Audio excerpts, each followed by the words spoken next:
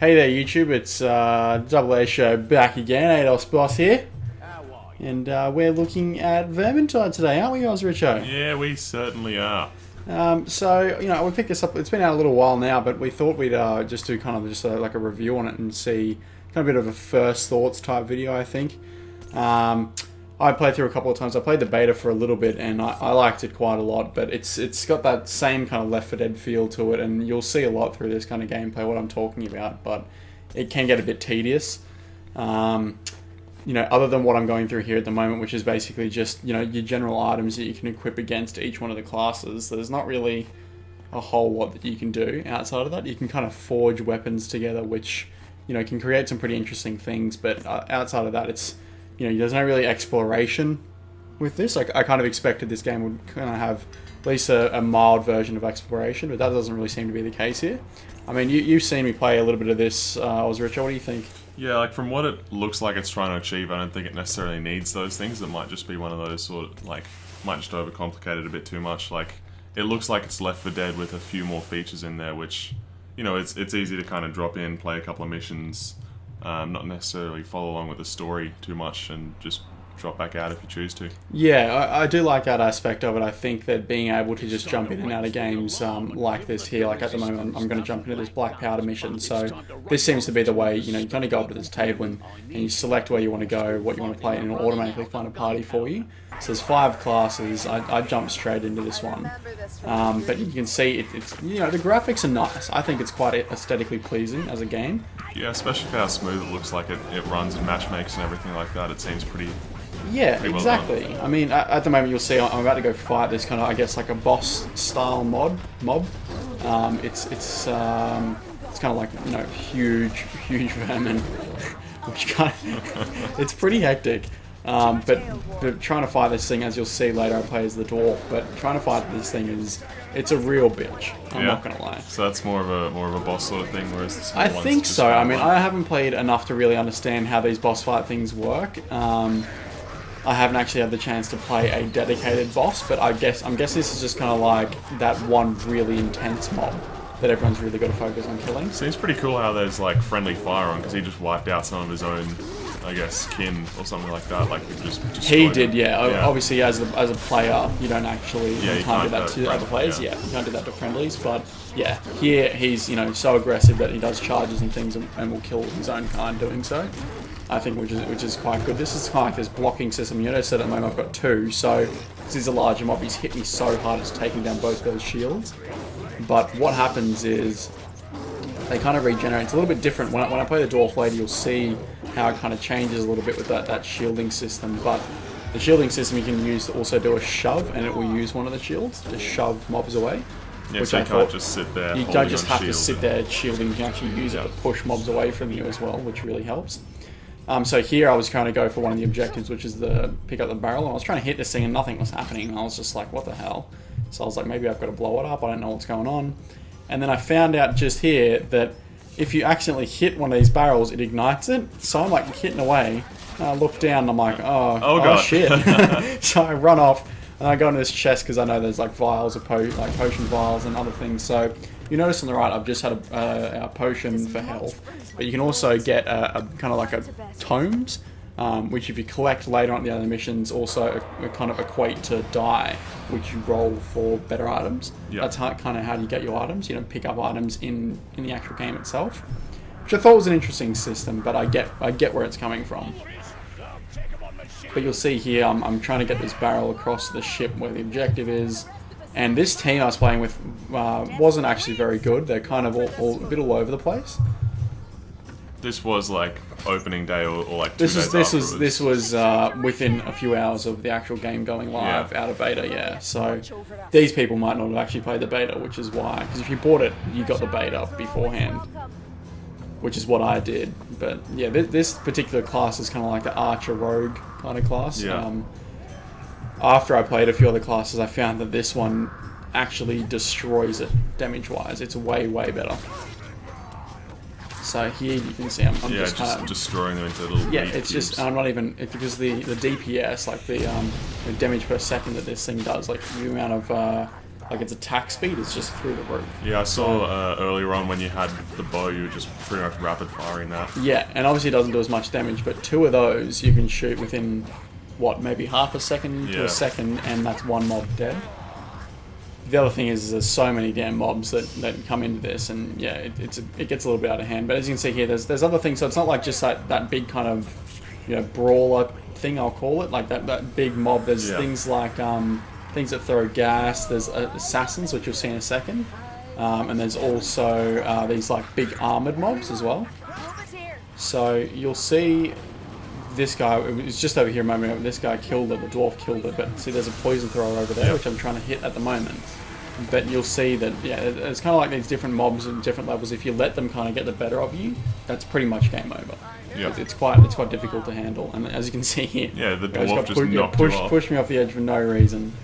I think the rescuing system is kind of interesting, and you'll see when I'm playing a dwarf in a moment what happens if you actually go down and they haven't gotten you up.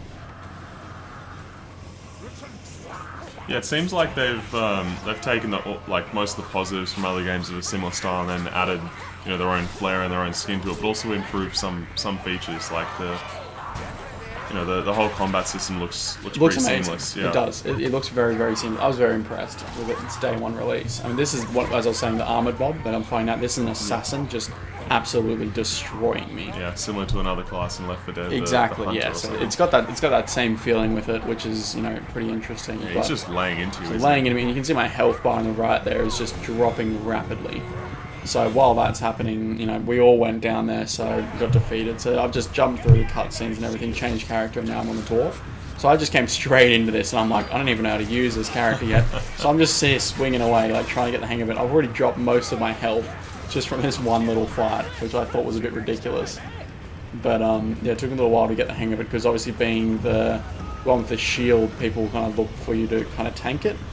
And the dwarfs were OP in the beta, so I think they've nerfed them a little bit. I'd have to double check, but yeah, it's very interesting to see the kind of play style difference between the 2 different classes. Yeah, because it seems like even though it's a little bit slower, he's still just one hit killing all these. Yeah, I think it also helps that I actually did happen to get a blue shield and axe upgrade when I was playing as the archer, but I got it for the dwarf. And that was during the beta. That was during the beta. I got that. Yeah. So yeah, all the beta stuff carried across. So those people that are playing the crap out of the beta have already got all this pretty good gear. But it's the kind of game that, like, you know, I don't see myself sitting there playing away at this game with my mates when I'm sober. You know what I mean? I'd prefer to be, you know, having a couple of bevs with the boys, sitting around in a group playing this kind of game. Because I mean, it's the same with Left 4 Dead. Like, yeah, it's a little bit fun, but it seems like one of those games that gets super repetitive. Yeah, like, and you could just make it pretty rowdy and just have some fun if you have like 3 other people. Yeah, but it's kind of thing you want to play with mates. Like this whole online thing, you don't really feel a lot of immersion and a lot of, I guess, care for the other players. There's no voice chatting or anything like that that I found, and no one else was using it. Oh, that's interesting. So I'm sure there is an option to find it. It's probably in the options somewhere, but yeah, it was very interesting to try and, I guess, figure out, you know, what the best way is to kind of immerse yourself in this game when you don't have options like that. As you'll see here, I'm just getting absolutely destroyed by this thing again. It's just, yeah, it goes down ridiculous. So here I actually completely go down. So the other guys that are struggling away, they can't get to me. One of them's tried a few times, but as soon as you hit it, you get aggro. And because I've built enough aggression up, what's happened is it's just kind of, you know, wailing into me until I completely go down. So I go down there, and then what happens is I'm like, well, what do I do now? I watch these guys for a little bit. My character does eventually revive, but so yeah, it's just like this thing can just one-hit people. It's just absolutely ridiculous.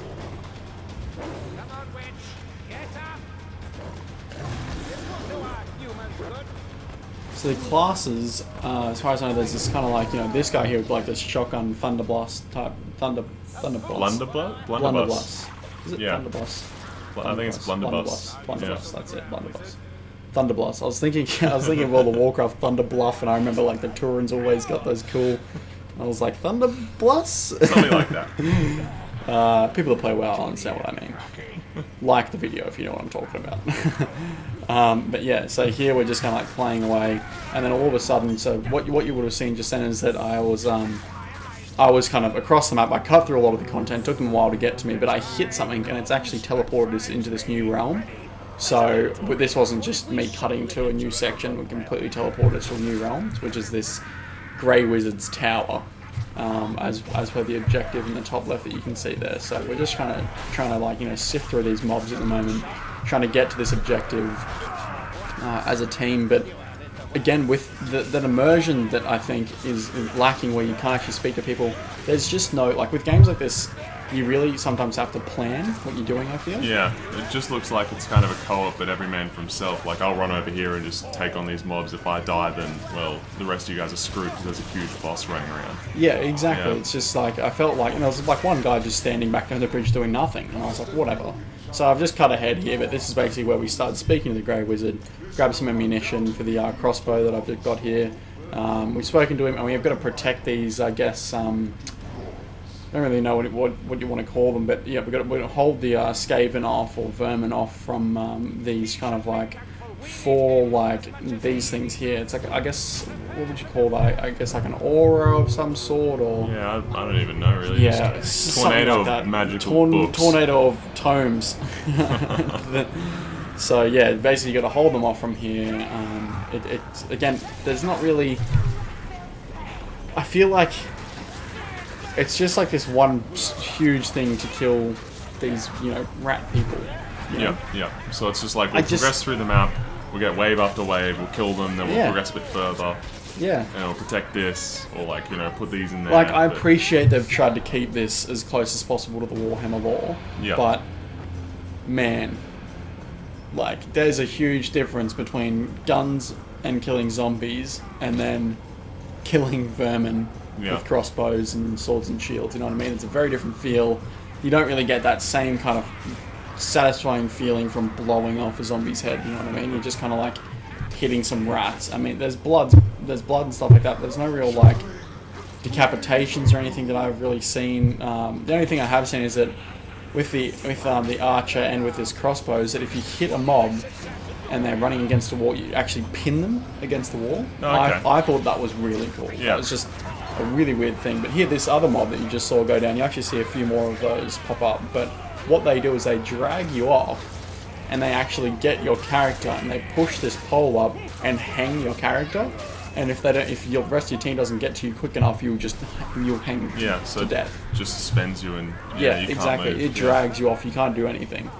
And it like kind of grabs you by this like hook thing around your neck. It's pretty interesting. I thought that was really cool. Yeah. The first time it happened to me, I was like, I shit myself. I was like, what the fuck is this thing? Yeah. It really got to me. I was like, holy shit. But yeah, it's just like unrelenting waves. I mean, you can see what I mean here. Is there any other game mode apart from doing these sort of missions? Like in Left 4 Dead, you have that survival where you just need to, like, you know, board up a house or whatever, and you know, you're not moving through the map necessarily, but you're just kind of staying in one place. I believe there are a couple of game modes, but I don't know if they've all been released yet. So at the moment, it seems to be the same kind of just kill everything and progress through the level, and then somewhere down the track when, you know, you'll be done, and then end of the mission, roll your die, get gear, start over. Yeah. Rinse and repeat. I feel like it'd just get very repetitive very quickly. I'd be surprised to see how many players actually stick with this game. Yeah, over the long term. Over the long term, because like there's still plenty of people that play Left 4 Dead 2. Yeah. Like that game, you can log in and you can get a session really quickly. Obviously, you can do the same with this at the moment, but I'd say a year down the track. I mean, the developers did that AMA on Reddit where they were saying how we actually have a lot of plans. This is just kind of a basic framework. Yeah, they did have a lot of...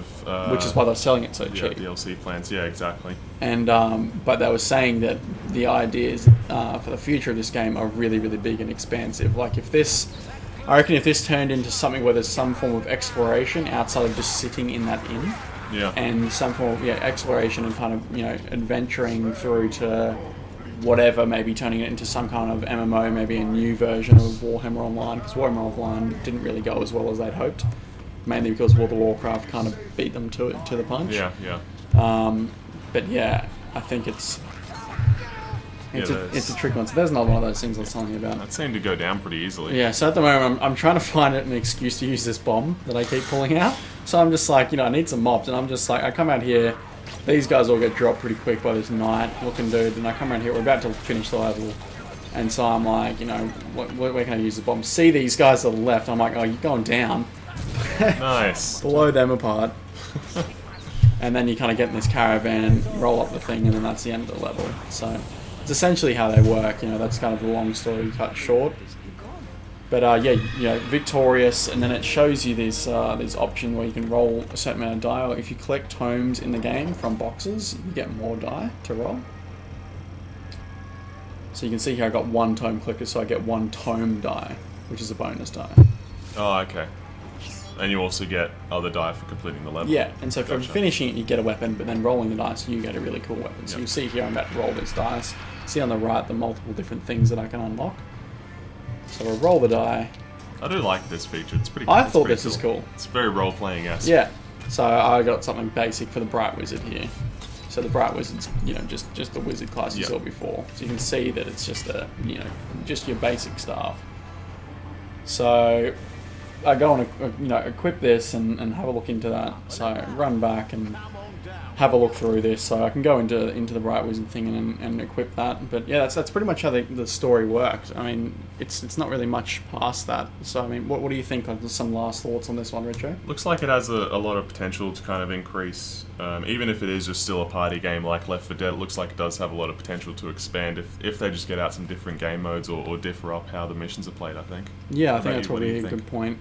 But anyway, you know, that's going to be the end of this episode. YouTube, if you really like it, please like and subscribe, and we'll probably see you in the next episode.